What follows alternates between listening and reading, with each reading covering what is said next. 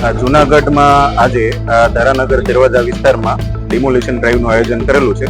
માનનીય જિલ્લા કલેક્ટર સાહેબની માર્ગદર્શન અને સૂચના પ્રમાણે આ તમામ આયોજન થઈ રહ્યું છે.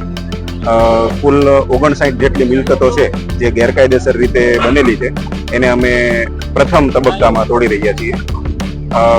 એમની પાસે કોઈ પ્રકારના આધાર પુરાવા નહોતા. કલમ 61ની નોટિસ અને 202ની કાર્યવાહી કરી અને ત્યારબાદ આ કાર્યવાહી કરવામાં આવેલી છે. લોકો પાસે આધાર પુરાવા પણ માંગવામાં આવેલા હતા, પણ એમની પાસે કોઈ આધાર પુરાવા હતા નહીં.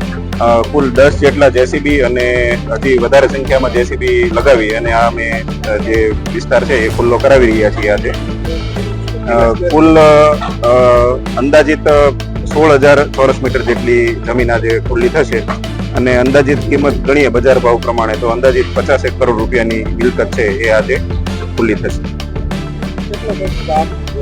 કુલ વહીવટી તંત્રના 60 જણનો સ્ટાફ અને પોલીસના 350 પોલીસ બંદોબસ્ત એમ કરી અને આખું વહીવટી તંત્ર આ પીજીવીસીએલ, હેલ્થ અને વોટર સપ્લાય, મહાનગરપાલિકાનો સહયોગ, આ તમામ વિભાગોના સહયોગથી આજે આ ડિમોલિશન ડ્રાઈવનું આયોજન કરવામાં આવેલું છે.